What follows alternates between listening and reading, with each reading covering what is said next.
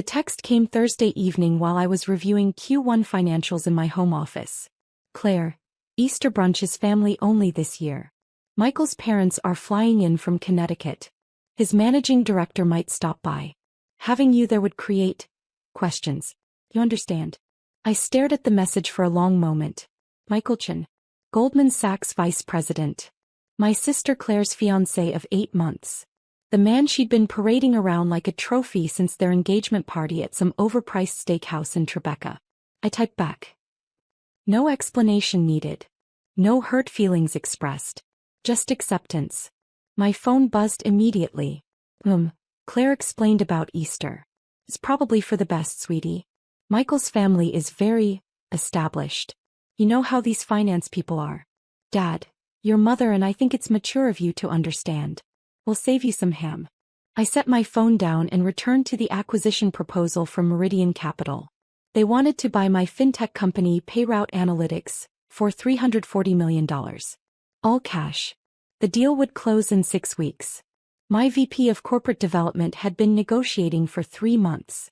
Meridian's team was flying in Monday morning for final due diligence. Their managing director, Richard Walsh, would personally lead the meeting. I'd built Payroute from nothing. 5 years ago, I was a data analyst at a mid-tier consulting firm making $68,000 a year. I'd noticed a gap in the market. Small businesses couldn't access the kind of payment routing optimization that enterprise companies used. They were losing 3 to 7% of revenue to inefficient payment processing. So I'd built an algorithm. Started with freelance clients. Reinvested every dollar. Hired my first engineer when I hit $200,000 in annual revenue. Now we processed $8.7 billion in transactions annually for 12,000 clients. My family knew I did something with computers. They knew I had a little tech startup. They'd stopped asking questions years ago when my answers got too technical. Claire had always been the golden child. Phi Beta Kappa at Cornell. Consultant at McKinsey for 3 years before moving to a boutique strategy firm. She made $190,000 a year and never let anyone forget it. When she'd gotten engaged to Michael Chen, the family group chat had exploded with congratulations.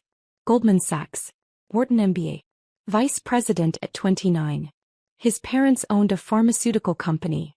I'd sent, congratulations. Happy for you. Claire had replied privately, thanks. I know this must be hard for you to watch. But you'll find someone eventually. I was 31. Single. No Ivy League degree, just a state school BS in mathematics. From the outside I probably did look like the family disappointment. What they didn't know. I'd been featured in the Wall Street Journal's Tech Founders Under 35 profile 3 months ago. Forbes had ranked Payroute number 47 on their fast-growing private companies list. I'd been invited to speak at FinTech Summit 2024 in Singapore. I kept it quiet deliberately. When you grow up as the overlooked sibling, you learn to move differently. You build in silence. You let results speak. And Monday, results would speak very loudly. Easter Sunday, I went to my favorite brunch spot in Brooklyn. A quiet French place where nobody knew me. I ordered eggs Benedict and read the Sunday Times. My phone stayed silent. No family photos. No updates. Around 2 p.m. my phone buzzed. Claire, Easter brunch photo. The image showed my parents, Claire, Michael, and an older couple I assumed were Michael's parents. Everyone in pastels and spring florals. Champagne flutes raised. The table set with my mother's good china. They were at my parents' house in Westchester. The same dining room where I'd eaten thousands of meals. The same table where I'd done homework while Claire got help from expensive tutors. I zoomed in on Michael Chen. Handsome. Confident smile. Custom suit even for casual brunch. The kind of guy who'd grown up assuming doors would open for him. Wish you were here, sweetie. Saved you a plate. I didn't respond. Instead, I opened my email and reviewed tomorrow's schedule one more time.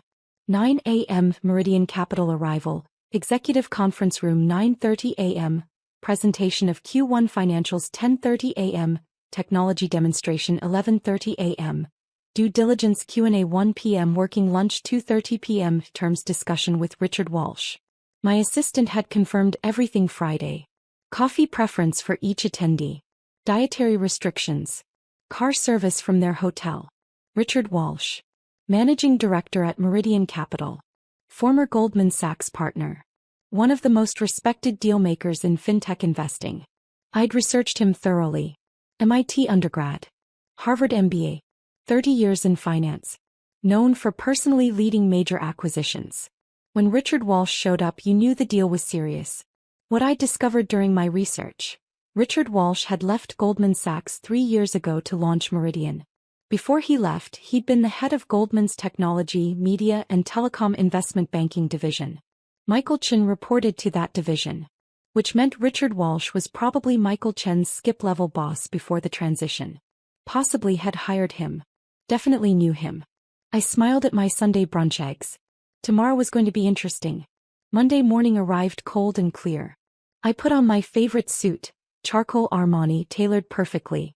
Red statement heels. Hair pulled back in a sleek ponytail. The Wall Street Journal profile had described my style as understated power. I liked that. My driver picked me up at 7:30. PayRoute's headquarters occupied 3 floors of a renovated building in Soho. Exposed brick floor-to-ceiling windows, modern furniture. We designed it to impress. I arrived at 8:15. My executive team was already there. Meridian confirmed arrival for 9 a.m. sharp. My CFO Samantha said. Walsh is bringing 4 people. Legal, finance, tech due diligence and an executive VP. Perfect. Presentation loaded. Ready to go. Q1 numbers are stellar. We exceeded projections by 23%. I walked into the executive conference room. My team had set it up flawlessly. Leather chairs around a glass table. Screens ready for presentation. Coffee station with premium beans. Pastries from the French bakery I loved. On the wall behind my seat, framed press coverage. The Wall Street Journal profile with my photo. Forbes fast-growing companies feature. TechCrunch article about our Series C funding. Business Insider piece on women-led fintech companies. The Wall Street Journal profile was the largest. Full-color photo of me in the same conference room, arms crossed, confident smile. The headline, How Rachel Morrison Built a $400 million Fintech Empire in 5 Years. I changed my last name legally at 25. Morrison was my maternal grandmother's maiden name. My family still knew me as Rachel Chen. Same last name as Michael. Common Chinese surname. Pure coincidence. Or perhaps fate had a sense of humor. At 8:55 reception called. Ms. Morrison, the Meridian Capital team has arrived. Send them up. I stood at the elevator bank as the doors opened. 4 people emerged in business formal. 3 men, 1 woman. At the front, Richard Walsh. 62 years old according to LinkedIn. Silver hair, custom suit, the kind of presence that commanded rooms. He extended his hand. Ms. Morrison. Richard Walsh. Thank you for hosting us. Mr. Walsh. Welcome to PayRoute. I shook hands with his team. Please follow me. I led them to the conference room. Watched their eyes take in the space. The press coverage on the walls. The panoramic view of downtown Manhattan. Impressive operation, Walsh said, settling into a chair. His eyes landed on the Wall Street Journal profile. He studied it for a moment. I read this piece when it published. Compelling story. Thank you. Shall we begin? For the next 90 minutes my team presented. Samantha walked through financials. Revenue growth, profit margins, customer acquisition costs. Our CTO demonstrated the technology platform. Our VP of sales showed client testimonials and retention rates. Walsh asked sharp questions. His team took extensive notes. This was a man who'd built his career on evaluating companies. Nothing got past him. At 11:30 we broke for the Q&A session. Your customer concentration looks healthy, Walsh said. No single client above 4% of revenue. How do you maintain such strong retention with small business clients? I walked him through our customer success model. The white glove onboarding. The algorithm improvements that saved clients an average of $47,000 annually in payment processing costs. And you're completely bootstrapped until Series C? He asked. Correct. I self-funded through year 3. Series C was purely for expansion capital, not survival. Remarkable. He made a note. Most founders can't resist taking early venture capital. I wanted to maintain control. Build something sustainable rather than chase hypergrowth. Walsh nodded approvingly. It shows in your unit economics. We broke for lunch at 1 p.m. My team had catered from a Michelin-starred restaurant nearby. The conversation shifted to industry trends, regulatory changes, competitive landscape. Walsh was impressive. Encyclopedic knowledge. Strategic thinker. The kind of person who saw 3 moves ahead. You mentioned you left Goldman Sachs to start Meridian, I said. What drove that decision? I'd spent 30 years building wealth for other people, he said. I wanted to build something of my own. Deploy capital toward companies I believed in, with founders who reminded me why I fell in love with finance in the first place. Founders like me? I smiled. Exactly like you. Patient. Focused on fundamentals instead of hype. He paused. You remind me of myself at your age, actually, though you're significantly ahead of where I was. At 2:30, Walsh's team stepped out to make calls. He asked if we could speak privately. Of course. I closed the conference room door. He sat back studying me. Rachel Morrison. You've built something exceptional here. The numbers work. The technology is sound. Your team is excellent. Thank you. I want to put something on the table. We came here prepared to offer $340 million as discussed. But after today, I'm recommending to my partners that we go to $385 million. All cash. 45-day close. I kept my expression neutral. Inside my heart raced. $385 million. That's generous. You've earned it. There's one thing I'm curious about, though. He gestured to the Wall Street Journal profile. The article mentions you changed your name legally at 25. Any particular reason? This was the moment. I could deflect. Change the subject. Keep my family separate from my professional life. But something in his question felt like he already knew. Family reasons, I said simply. I wanted to build something independent of family expectations. Understandable. He pulled out his phone. Speaking of family, this might be an odd question, but do you have a sister named Claire? My pulse quickened. I do. Interesting. She's engaged to one of my former analysts at Goldman, Michael Chen. We had brunch yesterday, Easter gathering. His parents and Claire's family. The room seemed to tilt slightly. Small world, I said carefully. Very small. Walsh's expression was unreadable. Michael mentioned his fiancé had a sister who worked in tech, but wasn't able to join us. Said something about you being busy with your startup. The air hung heavy between us. Claire and I have different perspectives on what I do, I said. Evidently. Walsh leaned forward. Here's what confuses me. Michael spent 20 minutes at brunch explaining how his future in-laws are successful but traditional. How his fiancée Claire is the accomplished one in the family. How the sister, you, is still finding her path. My hands clenched under the table. Michael seems to think you work at a small company. Maybe make $60,000-70,000 a year. He actually said, and I quote, "It's sweet that she's trying, but some people aren't cut out for high-level business." The words hit like physical blows. Walsh continued, and then I show up here this morning to negotiate a $385 million acquisition with Rachel Morrison, who I now realize is Rachel Chen, and I'm sitting across from the woman Michael described as a well-meaning failure. He doesn't know, I said quietly. Clearly not. Walsh's eyes gleamed. The question is, why? I met his gaze. Because I learned a long time ago that my family sees what they want to see. Claire needed to be the successful one. That was her identity. I didn't need to take that from her.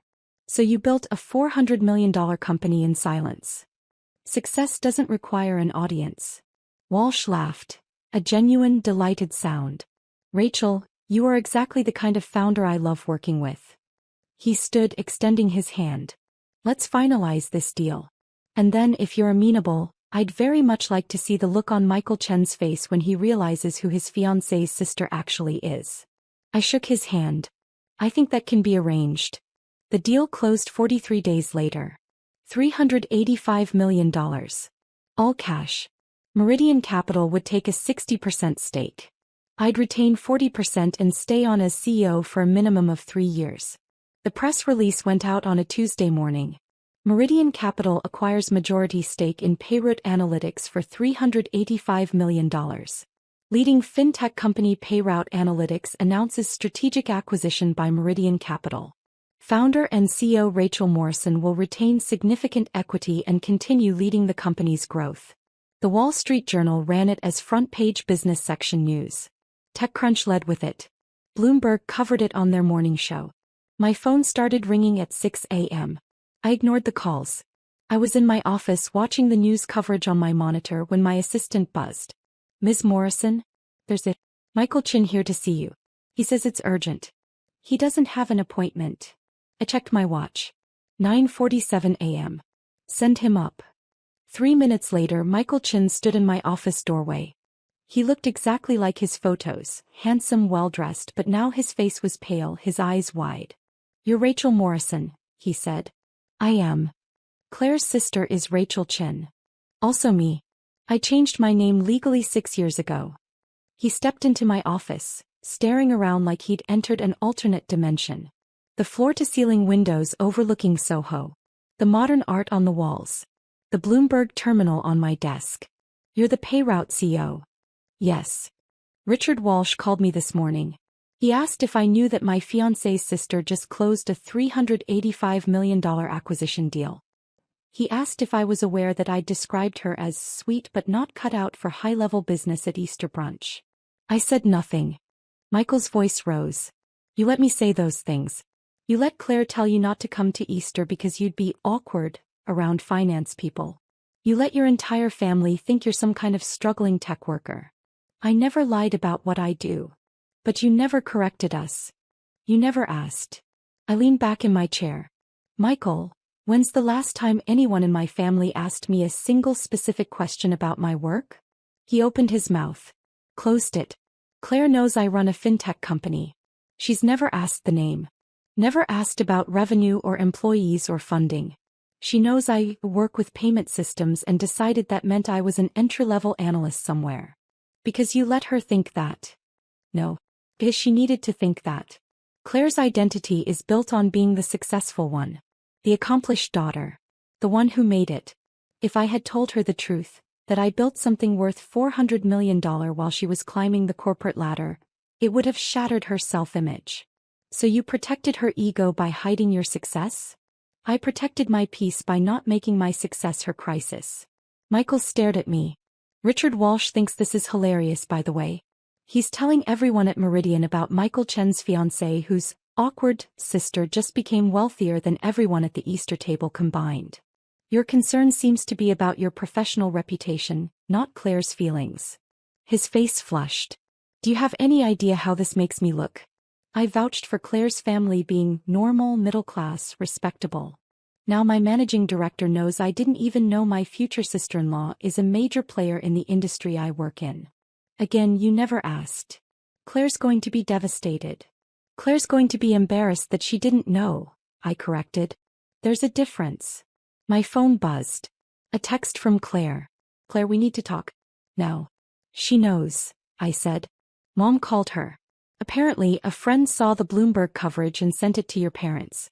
Your dad thought it was a different Rachel Morrison until he saw your photo. And now Claire's upset. She's in complete meltdown. She's been calling me non-stop. She thinks you deliberately hid this to humiliate her.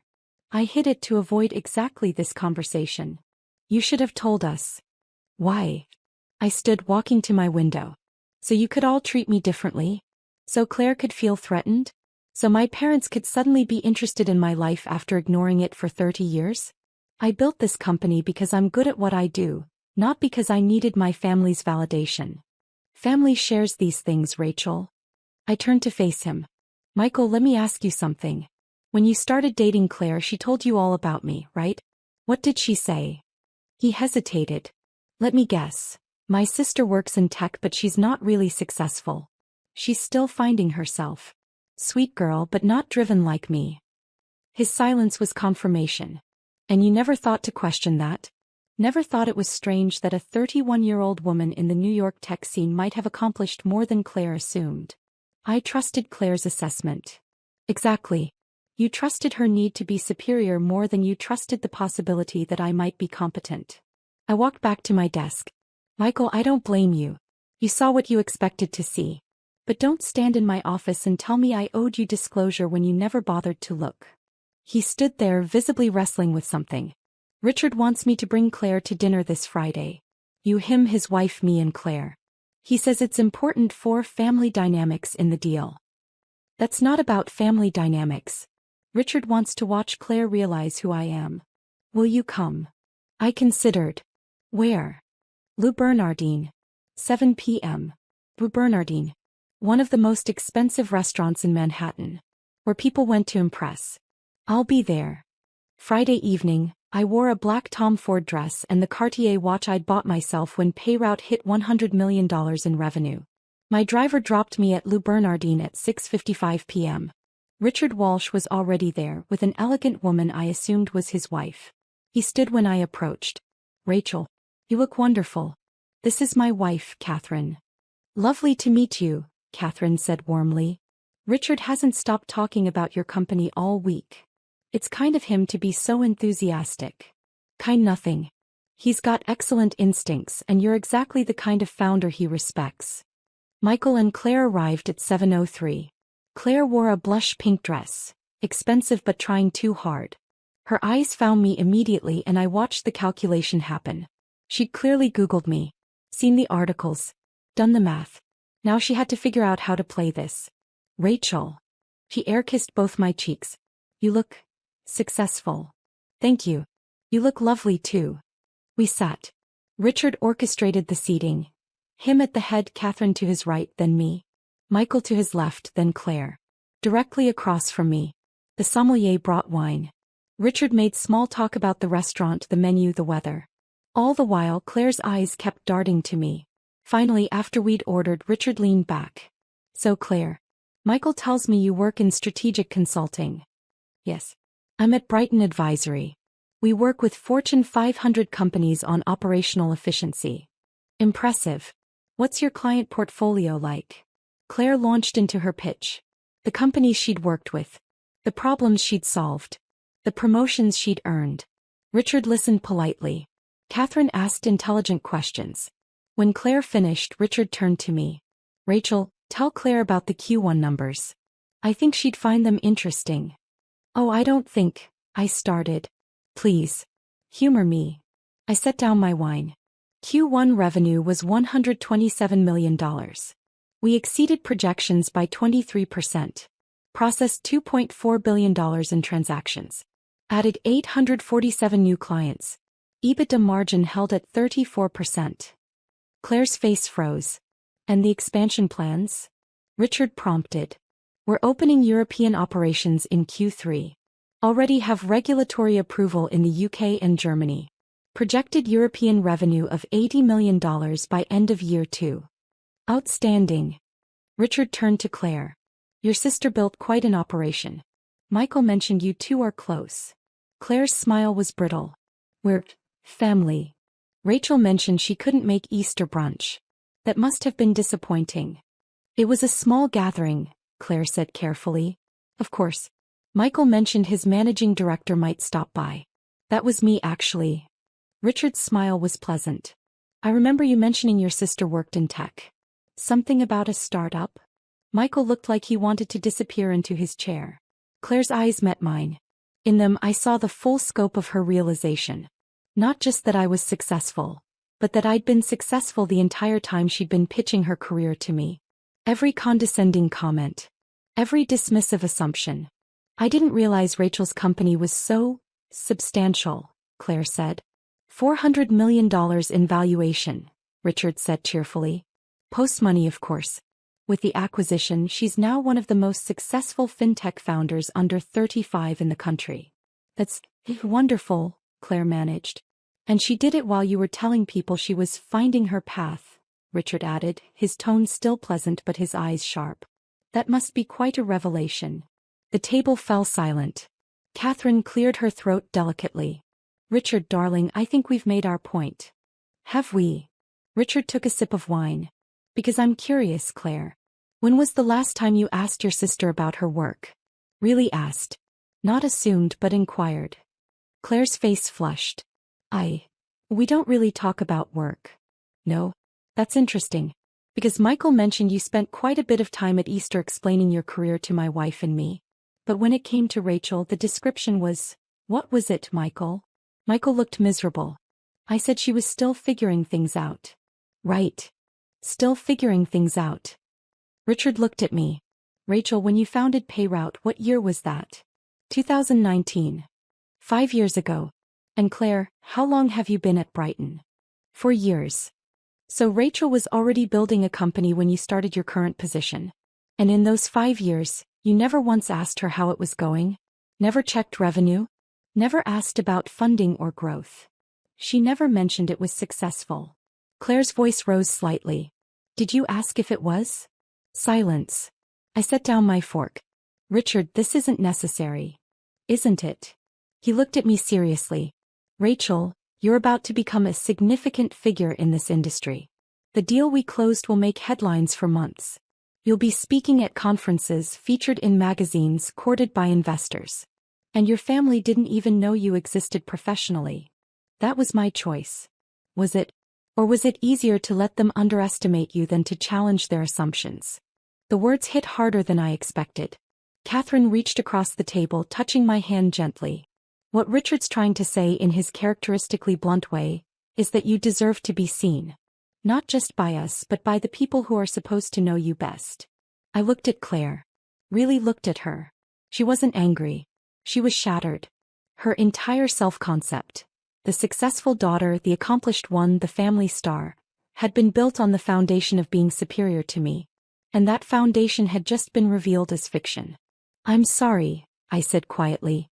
Claire's eyes widened. You're sorry. I let you build an identity around being better than me. That was unkind. I could have corrected you years ago. I didn't because it was easier to let you have that than to deal with the fallout. But you are better than me, Claire whispered. You built something worth $400 million. But I make recommendations to companies. You're excellent at what you do. Your work matters. It just doesn't have to matter more than mine for you to be valuable. Her eyes filled with tears. I told you not to come to Easter because you'd be awkward. I know. I told everyone you were struggling. I know. And you just let me. Yes. Why? I took a breath. Because fighting with you about who's more successful seemed exhausting. And because I didn't need you to know. My success wasn't about proving anything to you. It was about building something I believed in. Claire wiped her eyes. I've been such an asshole. You've been protecting your ego. I understand that. Do you? Claire, I spent my entire childhood watching you be the favorite. The one with the tutors and the prep school and the Ivy League admissions counselor. I wasn't angry about it. I just decided to build a different kind of success. Michael spoke quietly. Richard called me into his office Wednesday. He asked if I understood that I'd spent Easter brunch insulting one of the most successful founders in the industry. He asked if I made a habit of dismissing people without knowing their credentials. What did you say? I asked. I said I was an idiot who believed my fiancé's assessment without questioning it. He agreed. He's right, Richard said unapologetically. Michael, you're a bright analyst. But you have a blind spot when it comes to assuming competence. You assumed Rachel was unsuccessful because Claire told you she was. You never verified. In our industry, that's a fatal flaw. I know, sir. Do better. I will. Richard turned to Claire. And you're talented at your job. But talent without humility is just arrogance. Your sister built something extraordinary while you were convinced she was failing. That should teach you something about assumptions. Claire nodded, tears still streaming. The dinner continued, awkward but honest. We talked about Payroute's future. Claire asked questions, real questions, about the technology, the business model, the growth strategy. I answered them. By dessert, the tension had shifted into something else. Not resolution exactly, but the beginning of actual understanding. As we left, Claire pulled me aside. Can we have coffee?